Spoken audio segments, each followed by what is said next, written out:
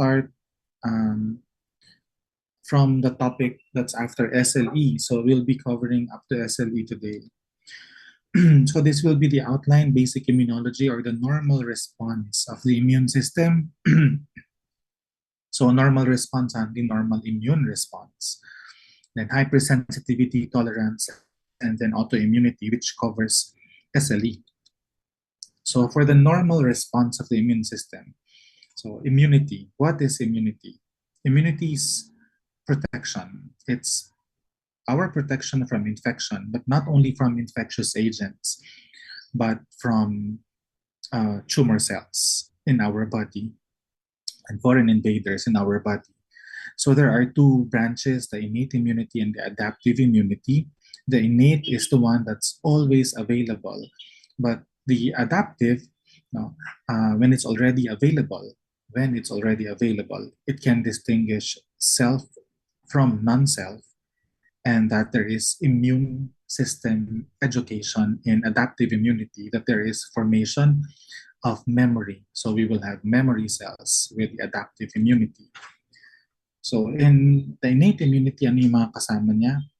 Anatomical barriers like the skin, mechanical barriers, and biochemical reactions in the body like the pH in the stomach, the acidic pH in the stomach, and receptor-driven reactions like recognition of pumps. But merong receptor, di ba? But the receptor here is not antigen specific.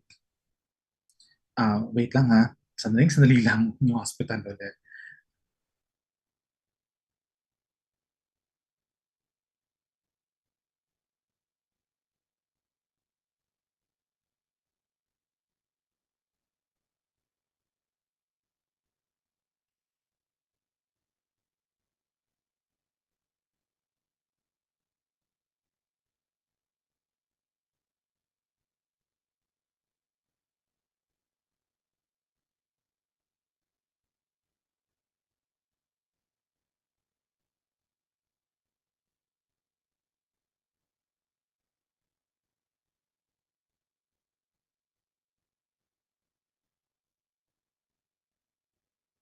Okay, so in innate immunity, there are receptor-driven interactions.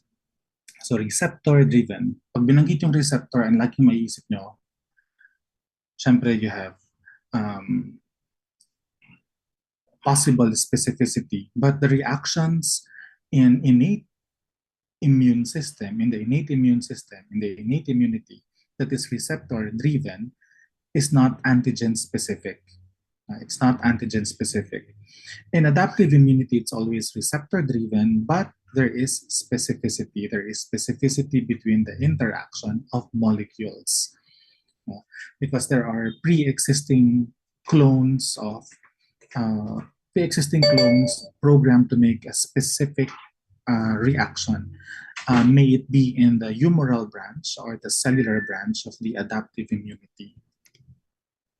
So ano yung mga components? What are the components? In the epithelial cells, epithelium, they provide anatomical and mechanical barrier. For the cells, we have monocytes, macrophages, and neutrophils. They can phagocytose foreign invaders. They can phagocytose organisms, and they can kill these organisms after phagocytosis. Dendritic cells phagocytose. They can also kill, but hindi sila yung pinakang key participant in killing organisms. No, but they can also phagocytose. Lilinawin natin yun. They can also phagocytose, they can kill, and they can display processed antigens. Because dendritic cells are considered as antigen-presenting cells. There are 3 antigen-presenting cells: dendritic cells, macrophages, and B cells. Of the 3, the most professional are dendritic cells. Why? Because there are several reasons. One of the reasons is that the molecules that are needed for them to display the antigens, processed antigens, are readily available. Like the major histocompatibility complex molecule class 2, and the B7 proteins. Next are ILCs, no? Innate lymphoid cells. No? Good example nito, yung pinakang-unang identified na cell under this are natural killer cells that are able to kill intracellular organisms. They will kill the cell that harbor these intracellular organisms.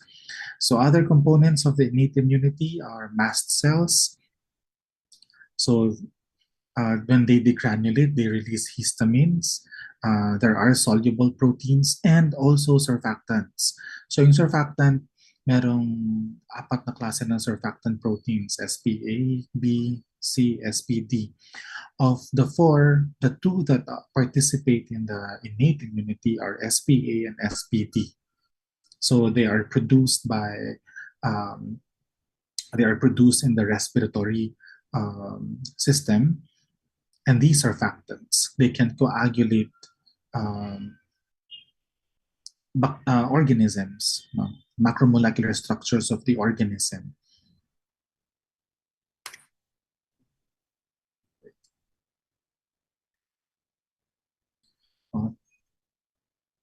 Kaya ma-minimize to. Oops. Anyway. Sige. So for the continuation of the innate immunity, so ano ba yung mga receptors for microbes, products of damaged cells and foreign substances that are involved in the reactions in the innate immunity? So PRRs, pattern recognition receptors. These are the receptors that are used by the innate immunity, the cells in the innate immunity, to recognize foreign invaders, to recognize microbes, foreign substances, or components of damaged cells. So ano itong mga to? PRRs. PRRs can be located on the plasma membrane. They can be located on the endosome, in the cytosol, that's the fluid in the cytoplasm. And these PRRs can recognize pumps or DAMPs. Pumps, pathogen-associated molecular pattern. So dito, wala masyadong specificity because these pumps are present in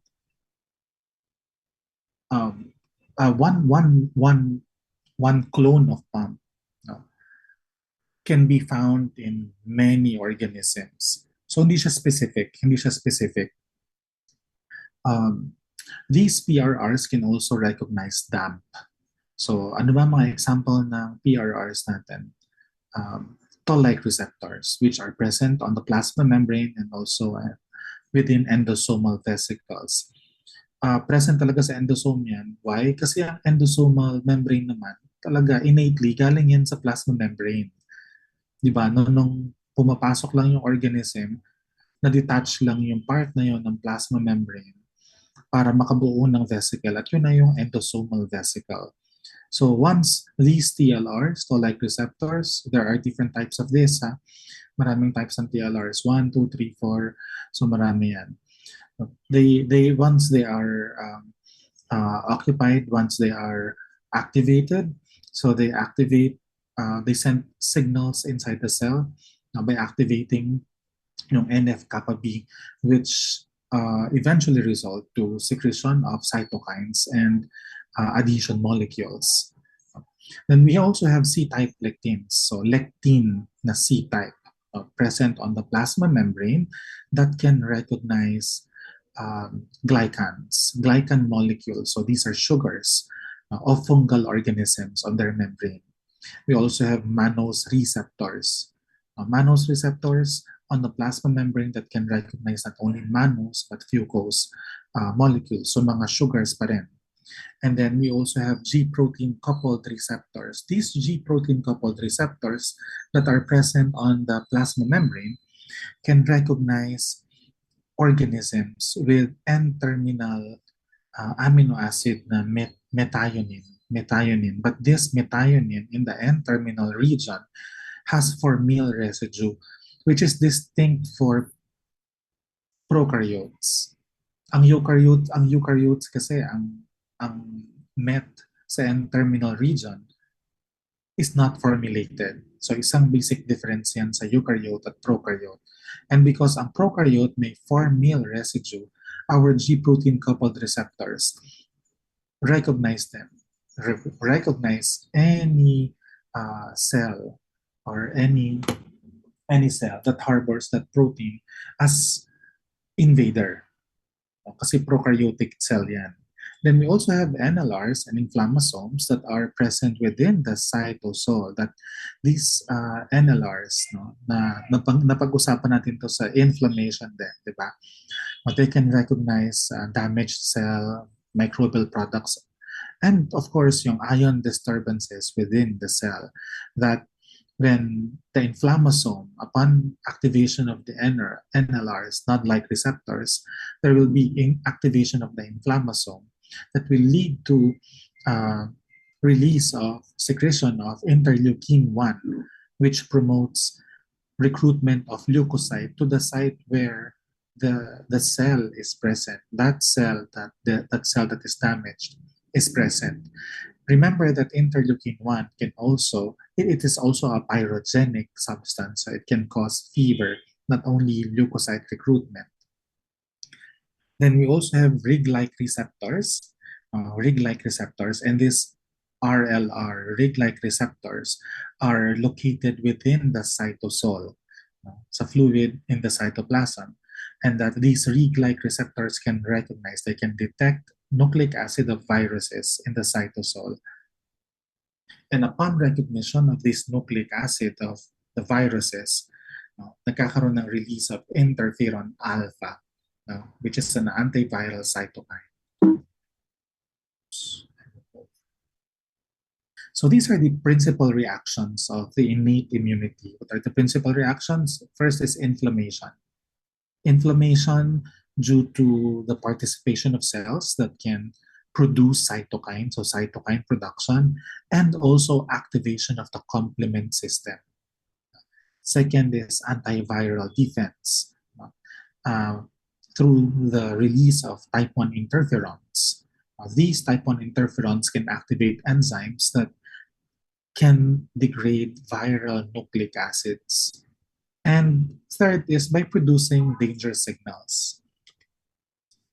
Now, for the adaptive immunity, the cell, the predominant cell in the adaptive immunity is the lymphocyte. Because lymphocytes have receptors, and that these receptors are highly specific. They exhibit high specificity for antigen. Ang sinasabi lang, highly specific. Because the truth is that hindi naman talaga totoong lock and key yan. Well, yun ang sasagot natin sa mga exam, lock and key. Pero ang totoo nun hindi. Because the specificity that these molecules exhibit ay broad specificity that one receptor can actually interact with several molecules. But if there are trillions of molecules at sa 10 lang siya pwedeng maka-interact, specific na yon. Kasi trillions naman yung molecules sa 10 na lang siya nakipag-bind. Specific na yon. Yun nga lang, medyo broad yung specificity niya. So that's how immunologists describe that specificity, broad specificity. So sa mga ibang book, pinamangita lang, highly specific. So there are two arms in the adaptive immunity, the humoral and the cell-mediated. So humoral, so we have here as the cell, effector cell, effector. Kasi meron ka laging effector. So siya yung kumikilos for that arm of the adaptive immunity. Tapos meron tayong memory cell. Diba? Laging ganun siya. So may effector cell at memory cell. So effector cell, kung may effector cell, may effector molecule din. So the effector cell in the humoral adaptive immunity are B lymphocytes. And these B lymphocytes, when they are activated, they transform, they terminate, differentiate to become plasma cells, and that these plasma cells secrete antibodies. So these arm of the adaptive immunity is responsible for protection against extracellular microbes and their toxins. extracellular because these antibodies will bind to these extracellular microbes. No?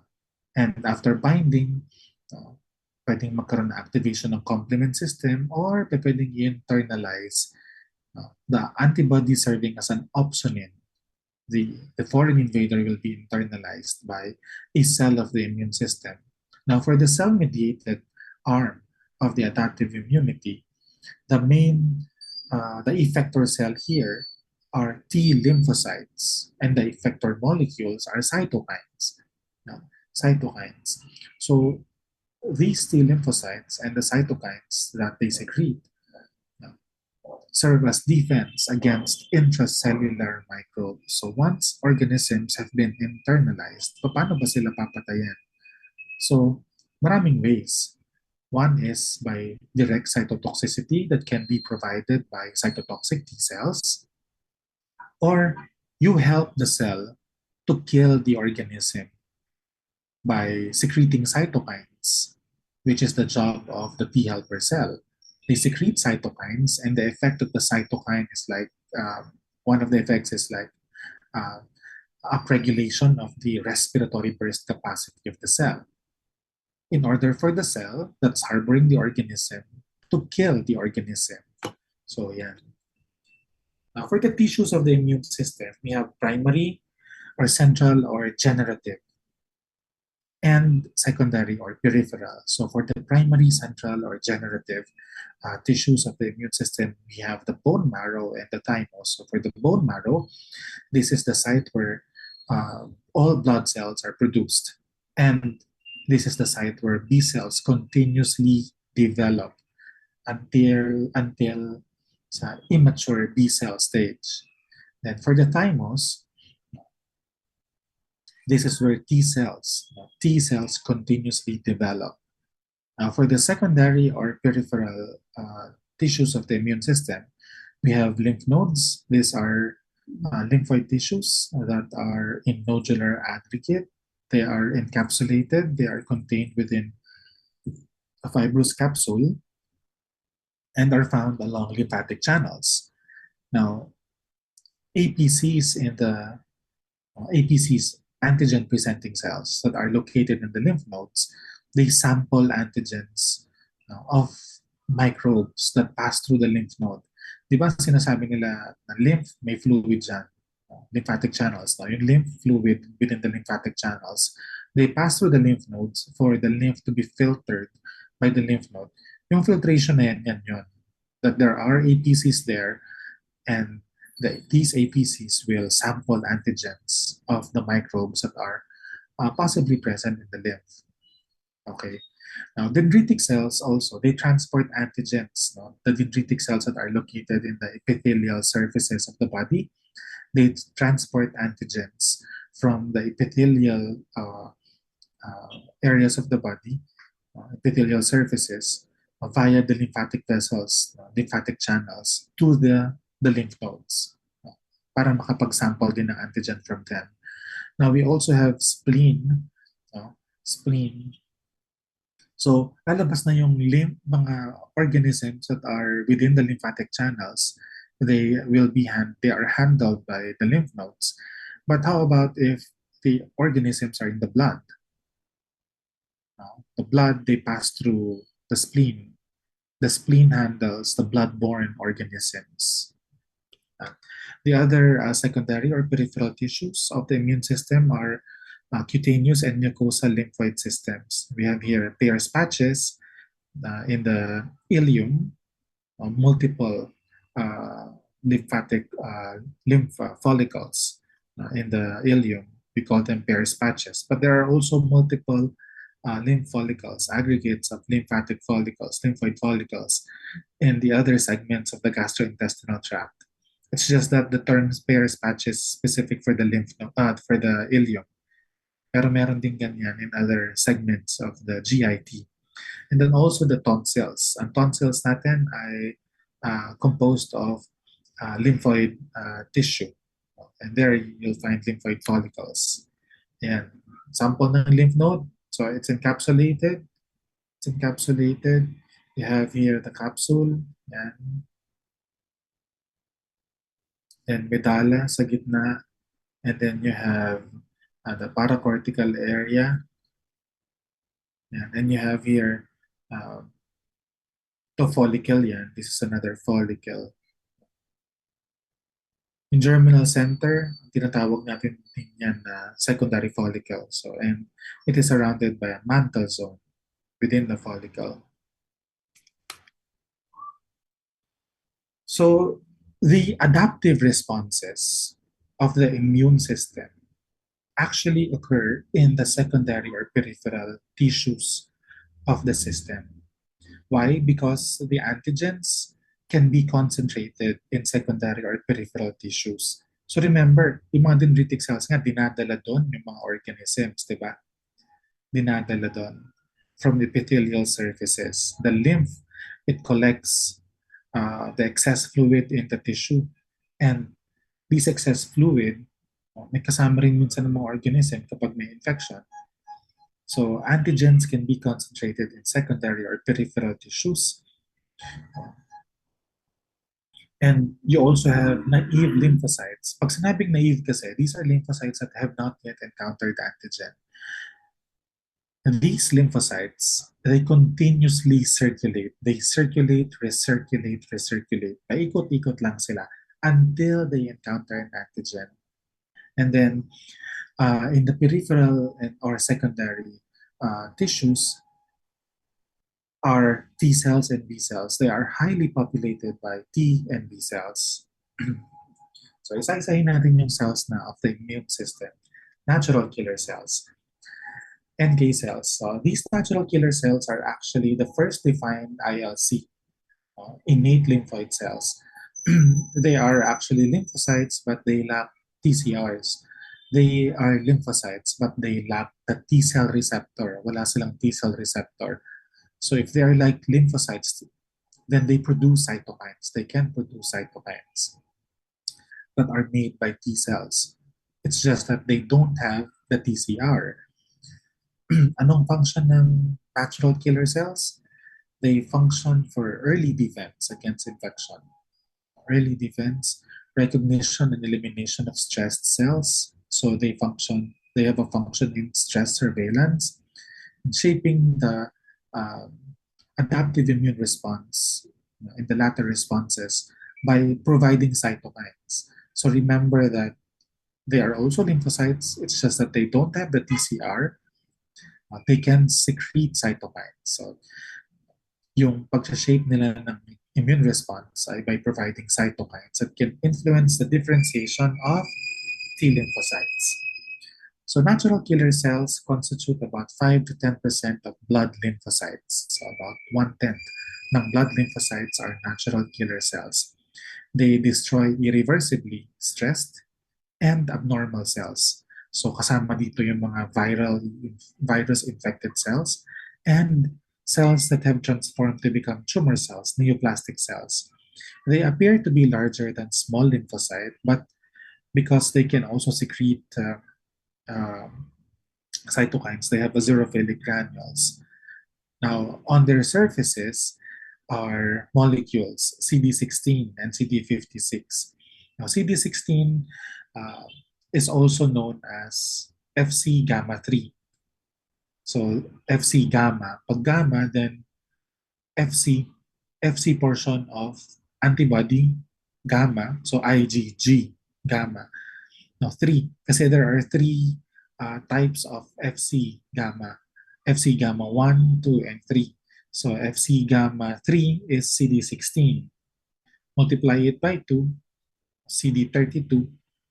You have there Fc gamma 2, and multiply it again by 2, then 32 times 2, 64. CD64 is Fc gamma 1. So these molecules can recognize Fc portion of antibodies. And kung magbabind ang natural killer cell using CD16 to CD16 or Fc gamma 3 to Fc portion of IgG, that the cell, the target cell, the cell to which that IgG is bound will eventually be lysed by the natural killer cells. So, ganun silang pumatay. So, paano nila ginagawa yun? Yung killing. Natural killer cells kasi they have inhibitory and activating receptor. Inhibitory and activating receptor. So, this is a natural killer cell. You have here a normal cell. A normal cell will have class 1 MHC molecule. It has class 1 MHC molecule. So, meron ang natural killer cell na activating receptor. If this normal cell will secrete or will display an antigen that can be recognized by activating receptor of the natural killer cell, the inhibitory receptor will look for this molecule. This is known as MHC class 1, major histocompatibility complex class 1. If this is present, nothing will happen to this cell. But if this is absent, this cell will be killed by this natural killer cell. So again, the inhibitory receptor, it will look for this class 1 MHC molecule. If it's absent, this cell will be killed. So it boils down to the presence or absence of MHC class 1. That if you are a human cell and you don't have MHC class 1, natural killer cells will kill you. But if you have MHC class 1, then you are safe. Next, dendritic cells. The most important antigen-presenting cell, nabanggit na natin kanina yan, they are the most professional APCs. Why? Because they are located at the right place to capture antigens. They can be seen under epithelial surfaces and tissue interstitium. They express many receptors for capturing and responding to microbes. They are rich in TLRs and even lectins. They are recruited to T cell zones of lymphoid organs, no, to present antigen to T cells. So kasama na dyan ang lymph node, pumupunta sila sa lymph node. And last, they express high levels of MHC, particularly class 2 and other molecules like the B7 protein, B71 or B72. B71 is also known as CD80 and B72 CD86. So mataas ang expression nan. And these molecules are needed to present antigen to a T cell and activate that T cell. Kaya nga they are the most professional. Kasi talagang madali nilang ma-activate ang mga T cells compared sa macrophages and B cells. And macrophages, these cells are part of the mononuclear phagocyte system. They process antigen and they present peptide fragments, no? Processed antigen, to T cells. Macrophages are key effector cells in certain forms of cell-mediated immunity. They also participate in the effector phase of the humoral immunity. The humoral immunity because they phagocytose and they destroy microbes that are opsonized by IgG or even C3b fragment of the complement system. Oops. Next, lymphocytes, T lymphocytes. So T lymphocytes develop in the thymus from precursors that arise from hematopoietic stem cells. So they constitute 60 to 70% of the blood lymphocytes. And aside from the blood, they are also found in the T cell zones of peripheral lymphoid tissues, peripheral lymphoid organs. So T lymphocytes, we have helper T lymphocytes, we have cytotoxic T lymphocytes, and regulatory T lymphocytes. Helper T lymphocytes they can activate other leukocytes to destroy microbes. And they do this by secreting cytokines. And also, by doing so, they can stimulate B lymphocytes. Like cytotoxic T cells, they can directly kill infected cell. They can directly kill. And another type of T lymphocyte are the regulatory T cells. They serve to limit the immune response. So nililimit niya. They prevent reactions that are against self-antigens. So panlaban sa autoimmunity.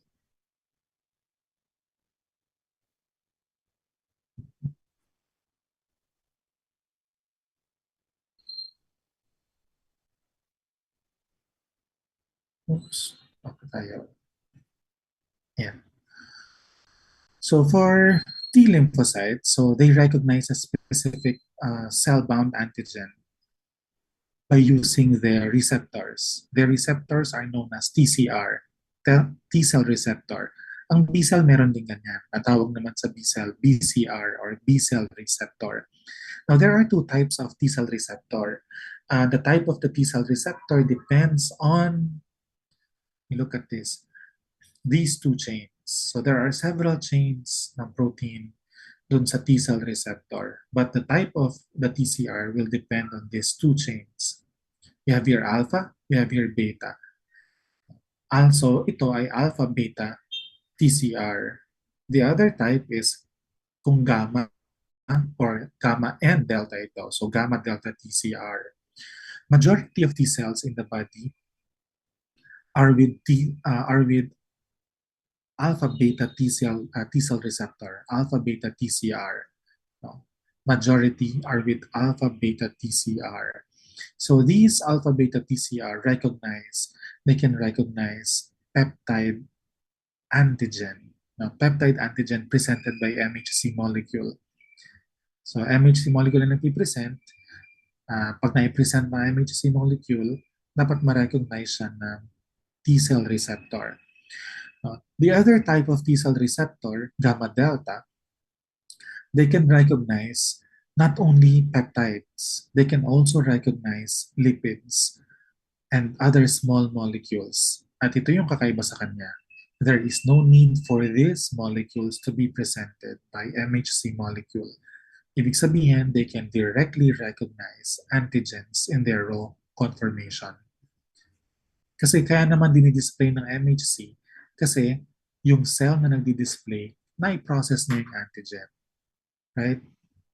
These gamma delta TCR are found in the skin, mucosal surfaces, GIT and GUT. Now, these TCRs have co-receptors. There are two types of co-receptors, CD4 and CD8. So ito yung TCR. Then you have here the co-receptor, CD4 or CD8. So in majority of mature T cells, the CD4 receptors, co-receptors are present. So CD4, no, ito yung CD4, they bind to MHC class 2 molecule. Kung CD8 ito, nagbabind lang ang CD8 sa class 1 MHC molecule. Class 1. So lumalabas na may specificity pala. No? So yung MHC molecule sa co-receptor. So next, B lymphocytes. B lymphocytes are found in, they constitute 10 to 20% of the lymphocytes in the blood. They're also found in the peripheral lymphoid tissues, and they are said to be the only cell in the body that are capable of producing antibodies. So naive B cells that have not yet encountered antigen, upon encounter of an antigen, will terminally differentiate to become plasma cells and secrete antibodies. So nabanggit ko kanina, kung ang T cells may TCR, B cells have BCR. They have BCR. And on the surface of B cells are antibodies also. You have their IgM and IgT. Now, these two are molecules that are required for B cells, naive B cells or immature B cells, to be allowed to get out of the bone marrow. Without IgD and without IgM, B lymphocytes will not be allowed to go out of the bone marrow. Immature B lymphocytes. Nagiging mature pag nag-recognize na ng antigen. So aside from IgM and IgD, we also have there kung may co-receptor complex. Co-receptor ang T cell. So meron din naman na ganyan ang B cells, and they also have molecules used for signal transduction. For signal transduction, you have Ig alpha and Ig beta. Ig alpha here and Ig beta. Ig alpha is known as CD79A. Ig beta is known as CD79B. So ibig sabihin, when these antibodies, IgM molecules, are occupied, these molecules, CD79A and 79B, send signals inside the cell. Sila yung nagsisend ng signal na the receptor is occupied. Yan. So, mag-differentiate na tayo to become plasma cell. Yan, manggagaling sa kanya yan. And then meron din dito na co-receptor complex. There are actually 3 molecules that make up the co-receptor complex. So medyo mahalaga lang dito na pag-usapan is CD21. This is also known as CR2 or complement receptor 2 that can recognize complement products generated during the innate immune response to microbial organisms. Ayan. So yan, ito yung summary niyan. You have B lymphocytes. So upon recognition of microbes, yan, magbabind dito. So B lymphocytes can recognize antigens in their raw conformation, hindi pa processed. Pero kaya nilang i-recognize using their B cell receptor, IgM or IgD. So take note that the IgM molecules on the surface of B lymphocytes are monomeric because IgM that are soluble or already secreted are pentameric. 5 IgM molecules ang magkakadikit. Pero yung nasa receptor, monomeric. Isang antibody lang. So, upon recognition of the microbe, they terminally differentiate to become this cell, plasma cell, to produce antibodies. Antibodies have the function for neutralization of microbe. B cells, neutralization of microphagocytosis, so opsonization and complement activation. Then, helper T cells. Helper T cells, so when a microbial antigen is presented to them, yan, ito yung antigen presenting cell presenting this antigen to this T cell. So they differentiate to become T helper cell to secrete cytokines. Anong role ng cytokines? Activation of macrophages. Inflammatory process. Pinopromote niya ang inflammation and activation of T and B lymphocytes. Now, cytotoxic T cells, when an antigen is presented to them, anong gagawin nila? They will kill the cell that presented the antigen. Kasi this cell, the fact that it was able to process the antigen, that antigen must be located inside the cell. So intracellular na yung organism. And so, papatay na lang niya yung cell that harbors that organism. And regulatory T cell serves to suppress the immune response. Lymphocytes, the lymphocytes in our body, they continuously recirculate. They constantly recirculate. Naive lymphocytes traverse the peripheral lymphoid organs where immune responses are initiated. Effector lymphocytes migrate to sites of infection and inflammation. The recirculation of these lymphocytes is said to be most important for T cells, sa T cells. Because naive T cells have to circulate through peripheral lymphoid organs where antigens are concentrated. So mataas ang concentration, and effector T cells have to locate and eliminate microbes at any site of infection. Plasma cells, however, they remain in lymphoid organs and also in the bone marrow, and that the secreted antibodies are just carried to distant tissues. Kinikerry lang sa distant tissues through the blood. So again, plasma cells, they stay in lymphoid organs and in the bone marrow. Lymphocyte exhibit diversity. Diversity, that lymphocytes specific for a large number of antigens exist before exposure to an antigen. And when an antigen enters, it selectively activates the antigen-specific cells, T cells. So, paano nangyayari yun? Paano nangyayari nagkakaroon ng diversity? Due to somatic recombination of genes that encode for the receptor, the proteins in the receptor. May it be for the T cell receptor or the B cell receptor. Then gene segment recombination in random sets or recombination. Gene segments, they recombine in random sets. And this causes the variation who produce yung mga different genes as lymphocytes mature. Now for MHC, so nababanggit natin ang major histocompatibility complex kanina, MHC molecule. So ang main purpose nito is to display antigen. The genes that encode for MHC molecules are located on chromosome 6, except for yung beta chain of MHC class 1. Okay? So tinatawag rin ito na HLA or human leukocyte antigen, and they are said to be highly polymorphic. Now, how many classes of MHC molecules are there? There are actually 4. 4 na klase ang MHC molecule. 4 yan. Hindi dalawa. Kasi dalawa lang lagi nababasa nyo, class 1, class 2, but there are actually 4. 4 yan. So, you have here, sa chromosome 6, you have here the regions A, B, and C that encode for proteins for class 1 MHC molecule. And then you have here, over here, so upstream, you have here regions DP, DQ, and BR that encode for chains for class 2 MHC molecule. In between class 2 and class 1 are the genes that encode for class 3 molecules. So between class 1 and class 3.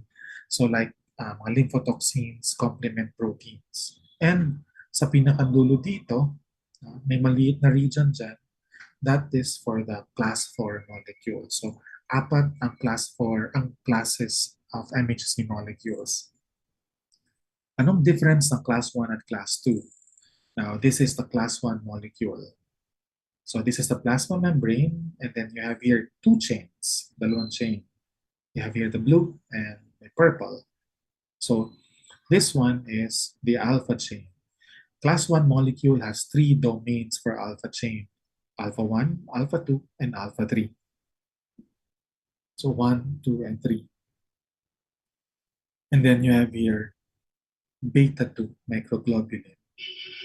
For class 2 MHC molecule, you have 2 chains then, alpha and beta. Alpha 1 domain, alpha 2 domain. Beta 1 domain, beta 2 domain. Beta 2 domain. So, mahalaga yung structure na to. Saan siya mahalaga? Para sa binding ng co-receptor complex. Ng co-receptor complex ng T-cell. Kasi you have CD4 for T helper cell and CD8 for cytotoxic T cell. No? Ang CD8 binds to alpha 3 domain. Remember, tingnan nyo to, walang alpha 3 domain ang class 2. Class 1 lang meron. So, a CD8 molecule can only bind sa alpha 3 domain. So, MHC class 1 lang. So, pwedeng mag-bind. Whereas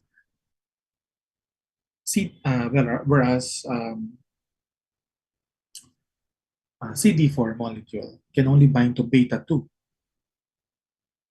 Wala namang beta 2 to eh. At saka microglobulin yan. So, dito siya nag-bind.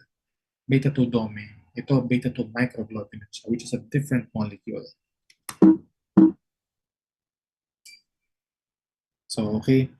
So, ulit, class 1 and class 2. So, ang class 1, paano ba, ano bang kanyang, saan ba siya present? Class 1 molecules are actually present on all nucleated cells. Lahat ng nucleated cells.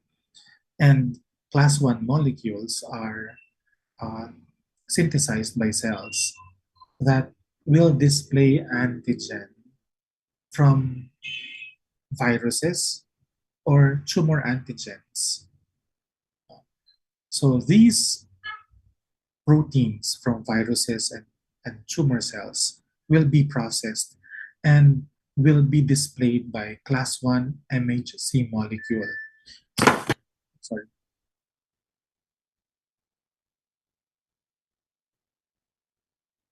Wait lang ha.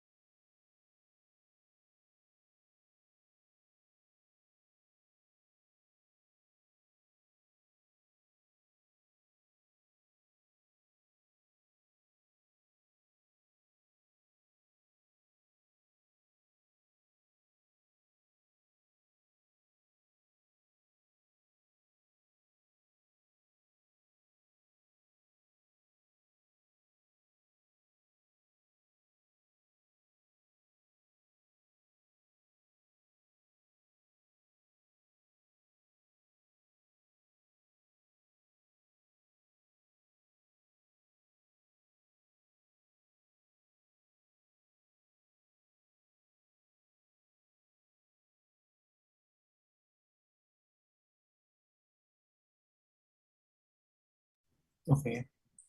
So again, um, so cells, all nucleated cells, all nucleated cells can be infected by viruses, and all nucleated cells can suffer mutation that are non-lethal and can lead to carcinogenesis, right? So it makes sense na lahat ng nucleated cells ay may class 1 molecule. Why? Because upon display of antigen, saan nila i-display ang antigen?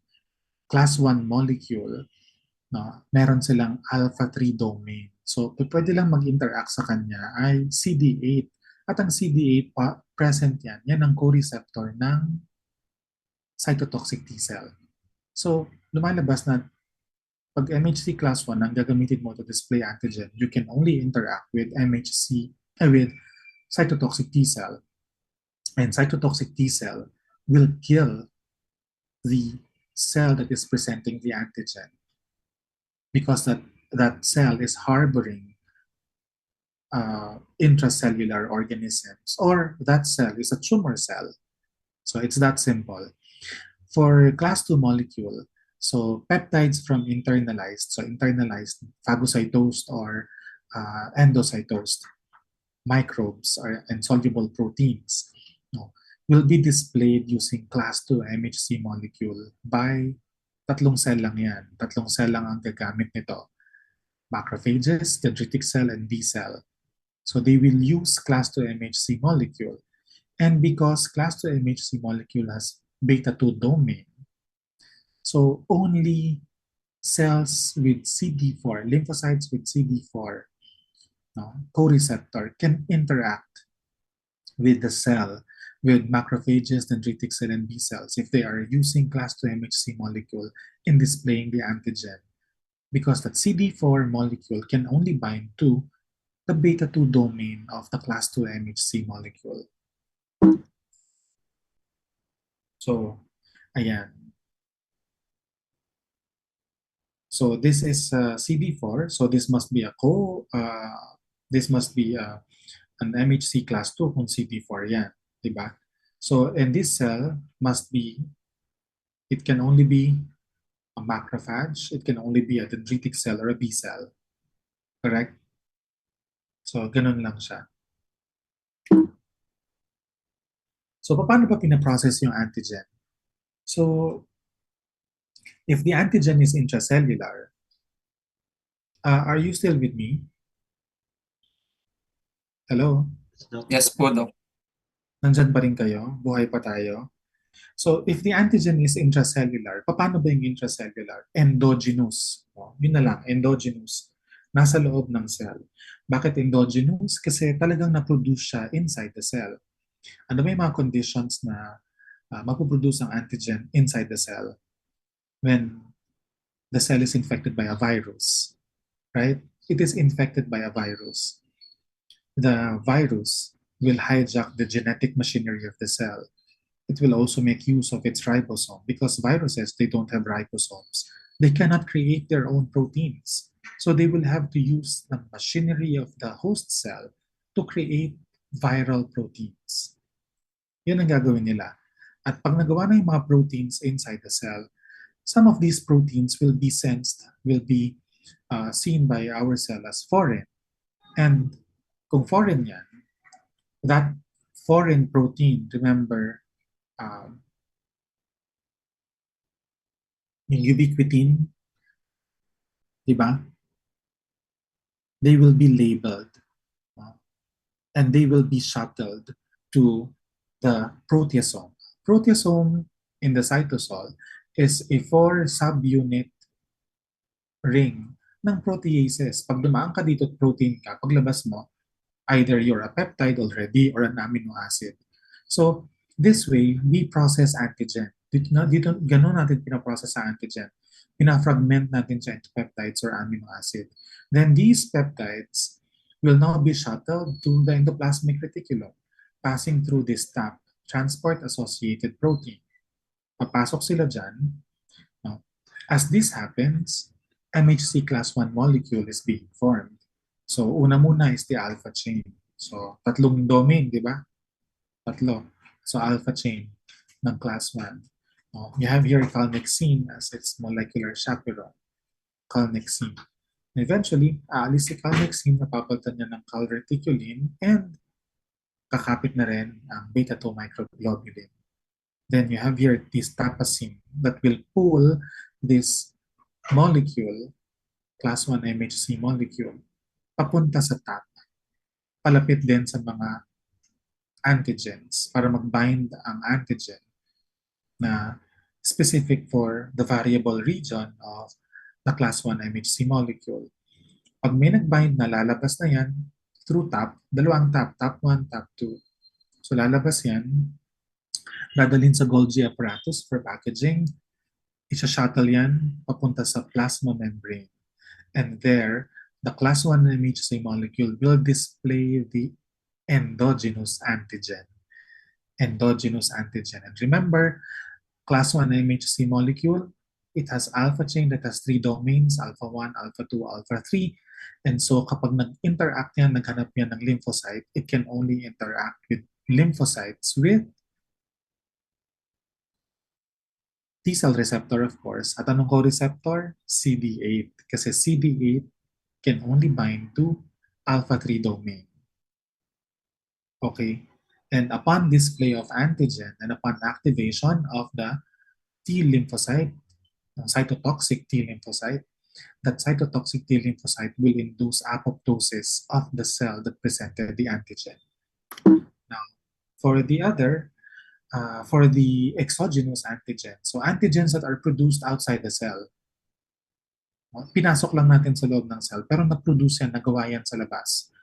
So, like mga microbial parts sa mga microbes. So, pag na-ingest, like through, ito yung exogenous antigen, i-ingest siya, internalized through phagocytosis or endocytosis. It will be contained within the vesicle. And this vesicle, phagosomal or endosomal, will fuse with lysosome, exposing the lysosome, the macromolecular structure of the cell to lysosomes. So after exposure, pwedeng buhay pa rin yan. Pwedeng ang gawin natin is to produce free radicals and eventually produce peroxynitrite if this is a macrophage to further degrade, to promote degradation of the macromolecular structures of the organism. Sana maalala nyo na yan yung pinag-usapan natin sa inflammation. At yung pinag-usapan natin sa inflammation, yun na ang processing ng antigen for exogenous antigens. So kapag na-fragment na into peptides or amino acid ang mga proteins, what will happen is that yung class 2 MHC molecule na nasa endoplasmic reticulum. So take note, these class 2 molecules are preformed. Gawa na yan dati pa. No? Pero bakit hindi siya nagbabind sa mga antigen? Because the variable region is covered by this invariant chain. So lalabas ang class 2 MHC molecule. Later on, the invariant chain, a part of it, will be digested, retaining only this, the clip. Eventually, tatanggalin din yan para maging available ang variable region at i-expose natin siya sa antigen. Kung ano yung kung ano yung may specificity for the variable region, yun na magbabind. At i-display natin ang antigen na yan saan? Sa surface. Pag na-display na siya, so you have here a class 2 MHC molecule displaying an antigen on the surface. So saan siya magbabind? Because class 2 MHC molecule has B1, B2, may alpha 1, alpha 2, but wala siyang alpha 3. Diba? So hindi siya pwede mag-bind sa class 1. Pero meron siyang beta 2. So it can bind to a CD4. That beta 2 is the binding site for the CD4.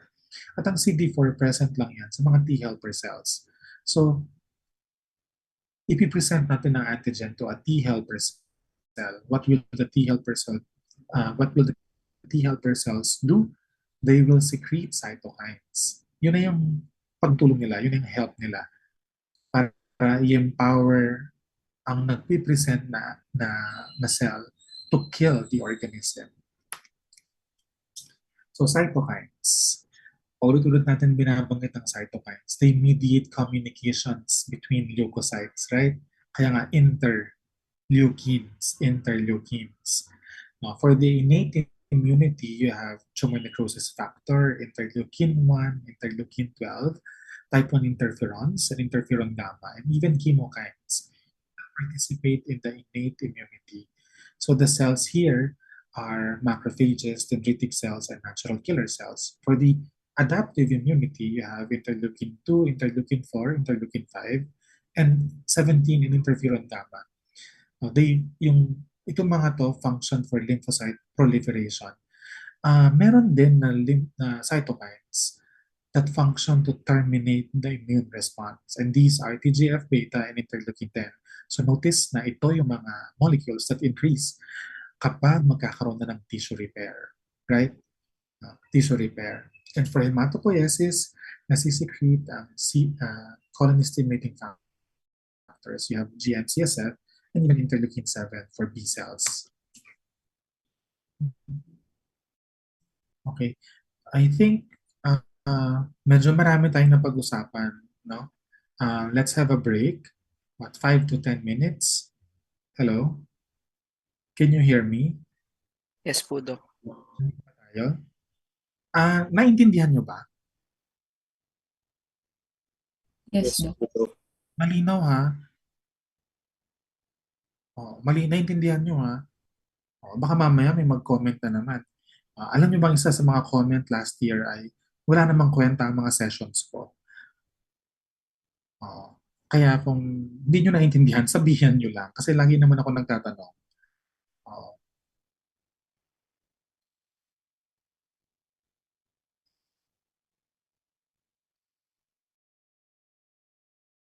Okay, 5 to 10 minutes.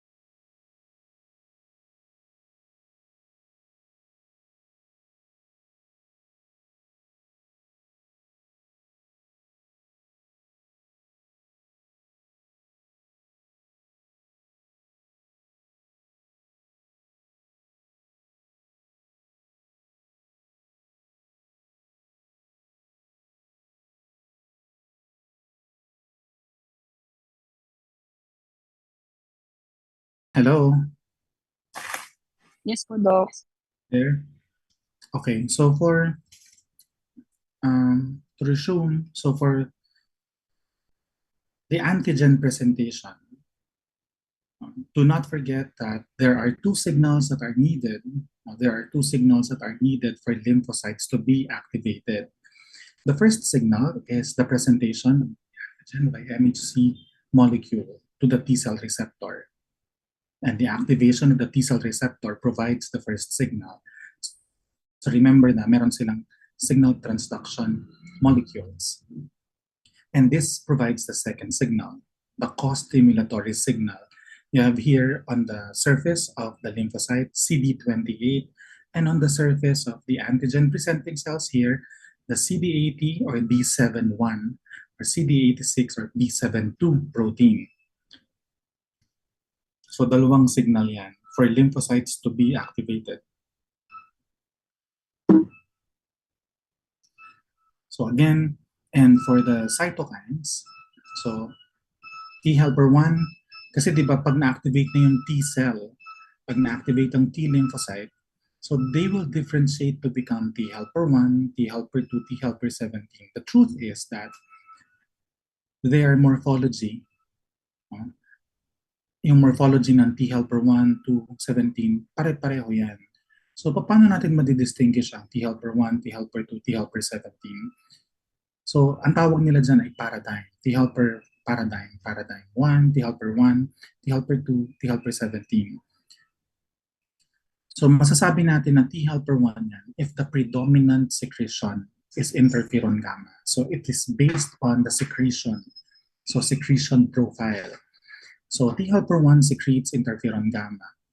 So ano bang nag-i-induce ng T helper 1 subset para further magkaroon ng T helper 1? Interferon gamma din and interleukin 12 coming from the antigen presenting cells. So anong role ng T helper 1? To kill intracellular microbes, microbes. And it can trigger this immunological reaction. Macrophage activation and stimulation of IgG antibody production. So once interferon gamma is secreted by T helper 1, it will induce macrophage activation and stimulation of IgG antibody production. For T helper 2, so its secretion profile so includes interleukin 4, 5, and interleukin 13. Interleukin 4 promotes class switching. Ano ba yung class? So, di ba merong IgG, IgM, and ang nagdedetermine kung IgG, IgM, IgA, IgD, IgE, yung heavy chain. Heavy chain. Tinatawag din niyang isotype or class. So, if the heavy chain is alpha, then it's an IgA, isotype or class. Kung mu, IgM, kung delta, IgD. So yun, and IgG kung gamma, yung heavy chain. The cytokine that induces T helper 2 differentiation is interleukin 4. So galing din siya sa T helper 2. So anong function? Interleukin 4 for class switching, interleukin 5 for recruitment of eosinophils. No? Eosinophils. So kung magkakaroon ka ng IgE, kailangan mo ng class switching. Why?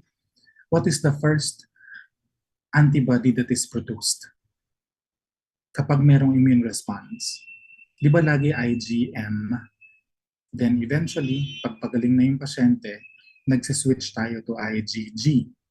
So yun, class switching yun from mu to gamma. So we need T helper 2 cell to switch to epsilon heavy chain, IgE. And also for activation of mast cells and eosinophils. So that is yung sa eosinophils in particular, that is through the action of interleukin 5. So we need this for helminthic parasites. And interleukin 7, T helper 17, the secretion profile is interleukin 17 and interleukin 22. This subset, yung T helper 17, is induced by transforming growth factor beta, interleukin-6 and interleukin-23. Main function is for recruitment of neutrophils and monocytes. So with this, because you have neutrophils, you have monocytes, you can act on extracellular bacterial organisms and fungal organisms. So for fungi in particular, you have neutrophils to act on the hyphae and monocytes, macrophages, once they are in the tissues, to act on the yeast cells, to engulf the yeast cells. So ito naman yung sa humoral immunity. So you have the B cell. So nabanggit ko kanina that B cells, kung mapapansin nyo ang T cell, laging kailangan i-present ang antigen sa kanila. And that the antigens must be processed. Particularly yung alpha-beta T cell receptor. Kailangan processed yung antigen and displayed by MHC class 1 or class 2. But for B cell, it's different. They can interact through their B cell receptor to antigens in their raw conformation, unprocessed antigens. Then the antigens are internalized and processed by the B cell to be displayed using class 2 MHC molecule to T cell receptor with CD4 as the co-receptor. So yan na nangyayari. So after internalization of the antigen, this B cell terminally differentiates to become plasma cell. Nagiging plasma cell na siya to produce antibodies. No? The display of antigen will not happen in all all antigens na mai-internalize ng B cell. It can only happen if the antigen is protein, peptide. Why? MHC molecules can only display peptide antigen. Di nila kayang display ang lipid, ang glycolipid, ang carbohydrates. No? Lipids, glycolipids are displayed using CB1 molecule, not MHC molecule. So, tandaan nyo yan, yung interaction na yan.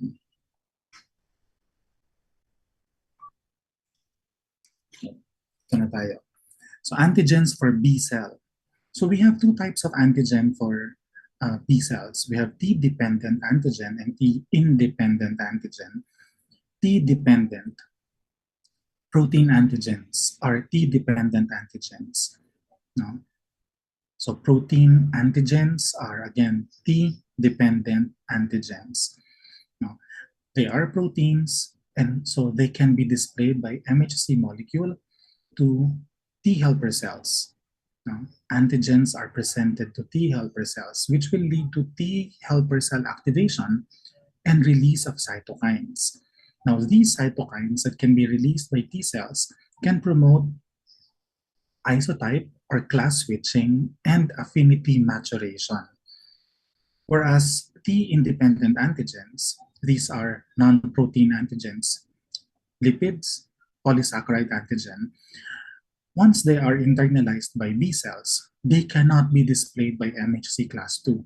And so, without display, there will be no T cell activation. If there is no T cell activation, there is no cytokine secretion, hence, there is no isotype switching, and there is no affinity maturation. So, ano ba yung affinity maturation? Na habang tumatagal, habang dumadami na po-produce na antibodies, mas nagiging maganda yung fit ng antibody sa antigen. Mas maganda yung kapit niya sa antigen. Mas nare-recognize niya ang antigen. So, if you are to... Are you still there? Yes po, Doc. Let's have a question. If you are to create a vaccine, pag gagawa ka ng vaccine, anong antigen ang mas better?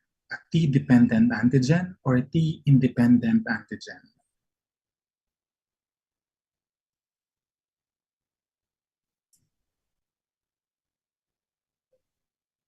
T-dependent or T-independent? T-dependent, Doc. T-dependent is a better antigen because it will promote class switching, it will promote affinity maturation. So, paano yung mga vaccines that are available? Kasi you have polysaccharide vaccines for pneumonia. Ano yan? Ano yung ina-expect natin na response? So, the expected response there is, kapag binigay siya, it will be recognized by B cells. B cells will transform to become plasma cells. Plasma cells will secrete antibodies. So you will have antibodies pa rin naman. Meron ka pa rin protection. Do you expect to have class switching? Hindi. Do you expect to have affinity maturation? Hindi. So until when are you protected? Until all B cells that have transformed to become plasma cells undergo apoptosis. And so eventually, mag-wane yung immune response. So anong dapat natin gawin? Booster po. Booster. Kaya nga, after 5 years, nagkakaroon ng another dose. No? Meron lang mga problem sa ibang patients in other vaccines kasi pag yan ng antigen, non-protein, after the second dose, yung third dose, hindi na maganda yung immune response. Meron pa rin, pero not as high as yung first dose at saka second dose. No? Ayan. So, T-dependent, T-independent. We now proceed with clinical immunology. So we'll touch on hypersensitivity and a part of autoimmunity. So ano ba ang hypersensitivity? It is an excessive or harmful reaction to antigen. Harmful. So there is injury. It is an immunologically mediated tissue injury. In hypersensitivity reactions, commonly maririnig niyo yung sensitized.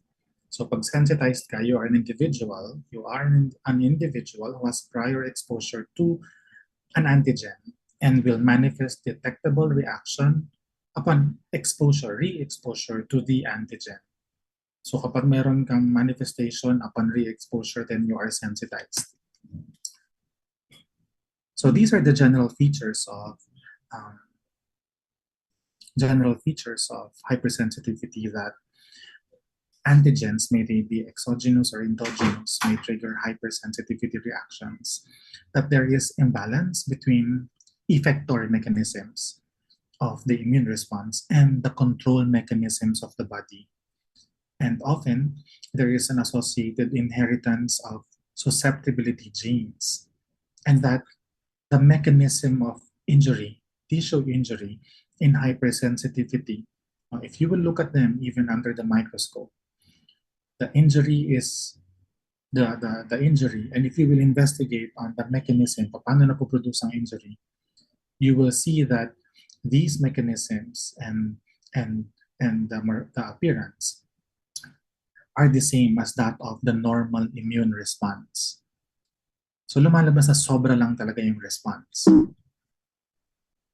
So there are 4 types, 4 classes: immediate or type 1, antibody-mediated or type 2, immune complex-mediated or type 3, and cell-mediated or type 4. So in type 1, so ang cell na maririnig nyo lagi dito ay mast cell. So mast cell. So you have an antigen that is bound to an IgE molecule, and that IgE molecule, through its Fc portion, is bound to a mast cell. So later titingnan natin yan. The antigen here is frequently called allergen, kaya allergy, allergy. So paano nangyayari? So upon the first exposure, this is the allergen carrying the antigen. So upon entry, it will be internalized by dendritic cells and will be presented to a naive T cell. These naive T cell will eventually, after presentation and activation, will differentiate to become a T helper 2 cell. So kung T helper yan, anong gagawin niya? Di ba kanina sinabi na ang T helper 2, ang ginagawa niya is pinapadami niya ang eosinophil at mast cells, and it secretes cytokine that promotes class switching. So nagkakaroon ng IgE. And upon re-exposure to the antigen, so magkakaroon ng immune response sa first exposure, magkakaroon ka ng antibody, IgE, that can bind on the FC epsilon, so epsilon IgE kasi epsilon receptor on mast cell. And upon re-exposure to the same antigen, no, magbabind yung antigen sa mga variable region, FAB portion of the antibodies. This will then activate mast cells and will lead to degranulation, release of mediators of inflammation that are preformed, contained within their granules, promoting the immediate reaction in type 1 hypersensitivity. So what are these preformed mediators that are within the granules? You have vasoactive amines like histamine, you have enzyme proteases, acid hydrolases, proteoglycans as well. There are also lipid mediators that can be released like leukotrienes that are spasmogenic and vasoactive, prostaglandin like prostaglandin D2 that promotes bronchospasm, and platelet activating factor like histamine and that can promote release of histamine and also bronchospasm. In the late phase reactions, hindi na mga preformed mediators. The ones that participate, the molecules that participate in late phase reactions in type 1 hypersensitivity reactions are cytokines. So ano yung mga typical na features ng patients with type 1 hypersensitivity? Mga pwede nating makita ay urticaria, rhinitis, allergic rhinitis at that, bronchial asthma, and food allergy. It is a type 1 hypersensitivity. These are local reactions. For systemic, you have systemic anaphylaxis. So kung titingnan nyo, maraming organs, systems ang involved. So sa skin, may itching, hives, erythema. So sa tracheobronchial, bronchospasm, and even laryngeal edema, which can be lethal kasi this will close the airway of the patient, eventually killing the patient.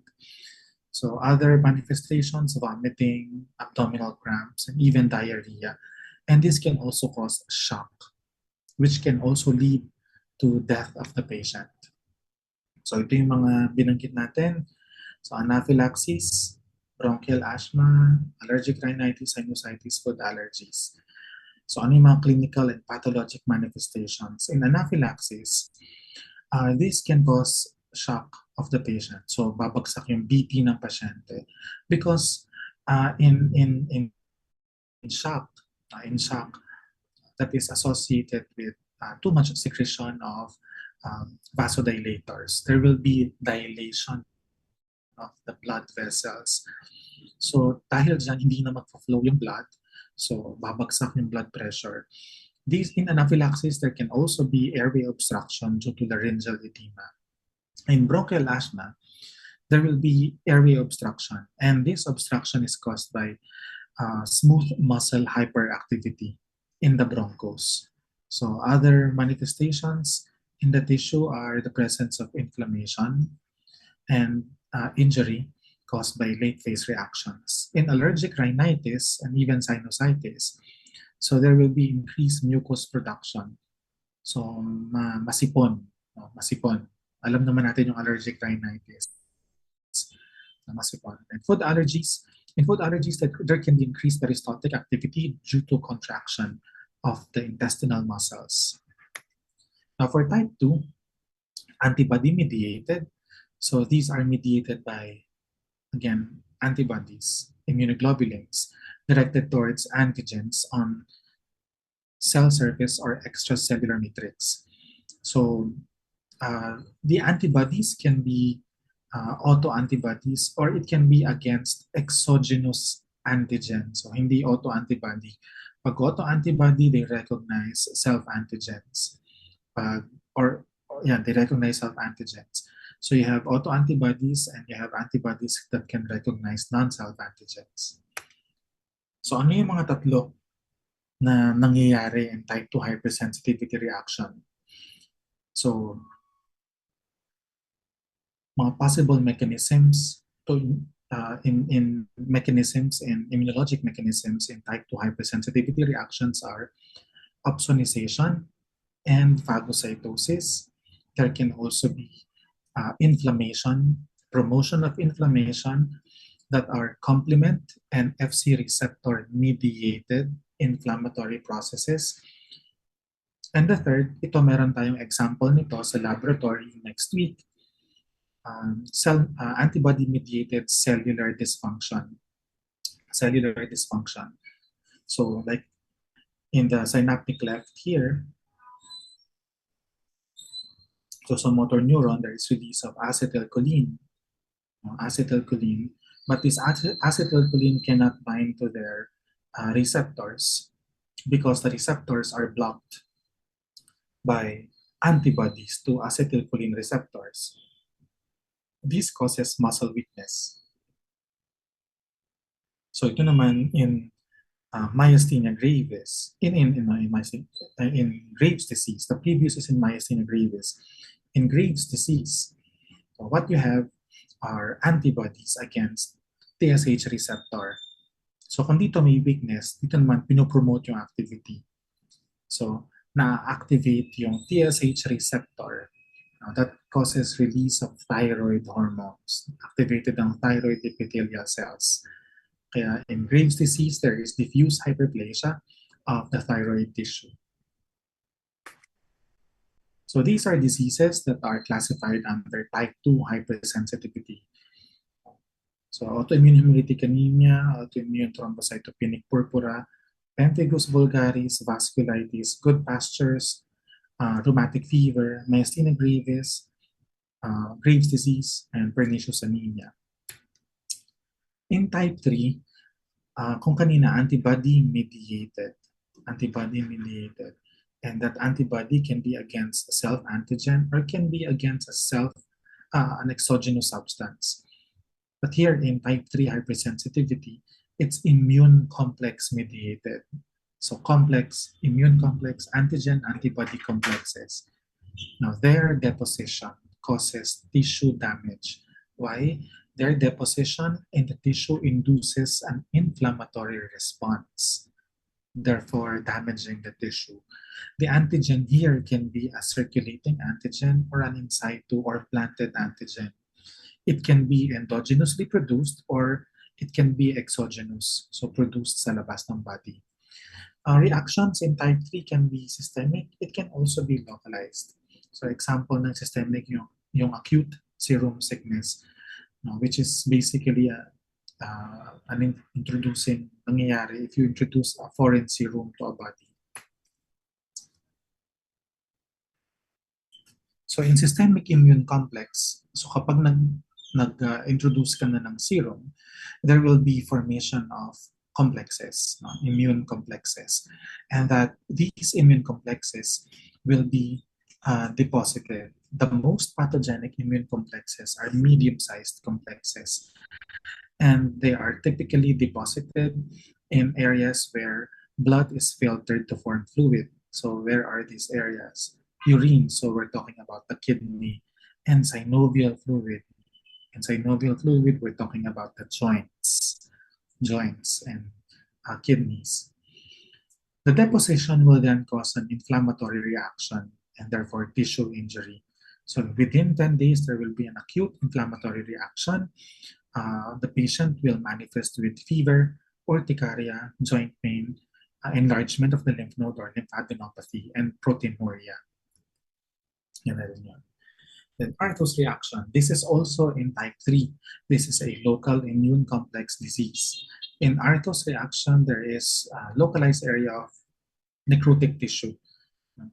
And the necrosis is due to an acute immune complex vasculitis. This happens when there is an intracutaneous injection of antigen with previous immunization. So kayang i-recognize ng body yung antigen kasi you already have antibodies against the antigen.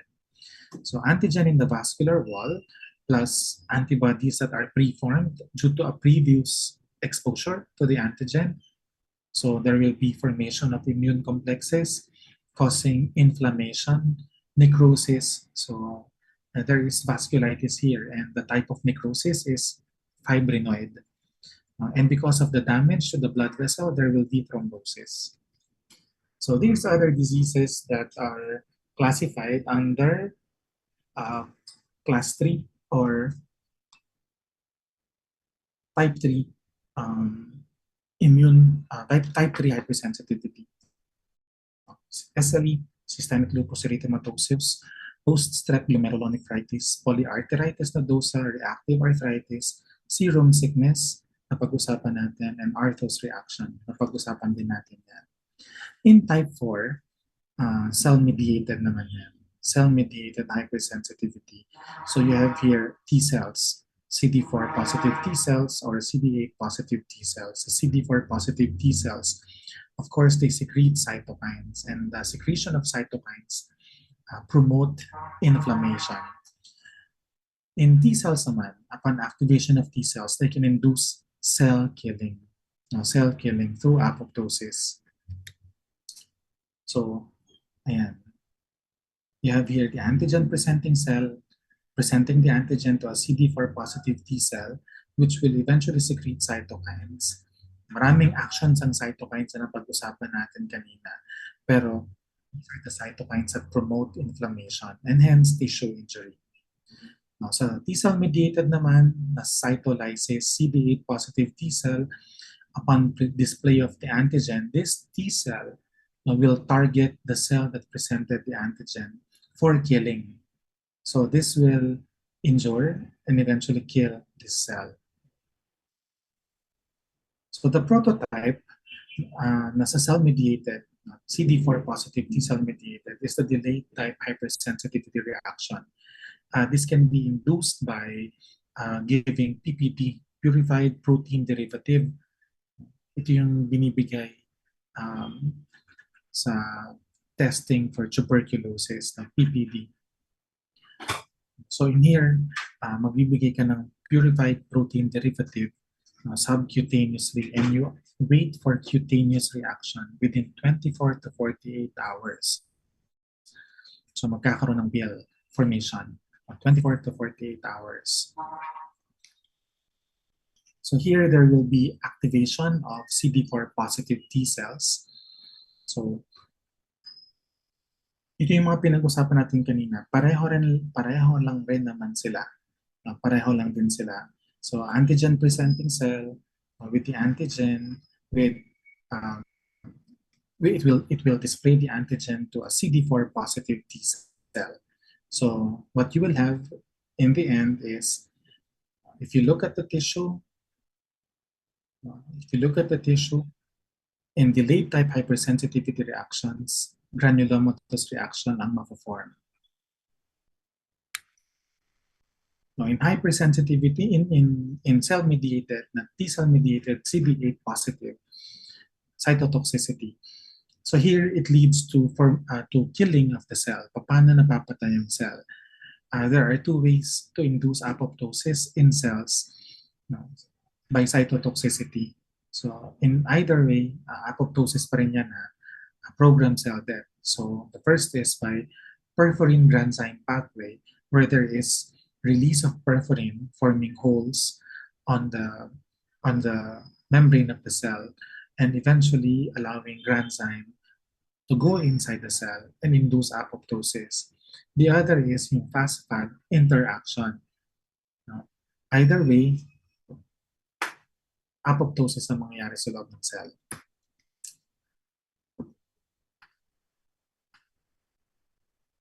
Next is tolerance. May 5 minutes tayo. Hello? Okay po, Doc. Thank you po. Itutuloy ba natin o meron kayong next class? May next class po. Okay. Sige. Meron po to.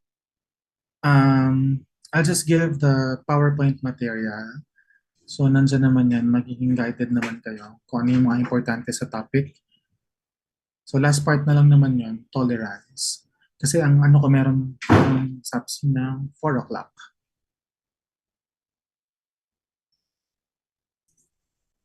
Okay, so kung wala na kayong concern, pwede na kayo mag-proceed sa next na class.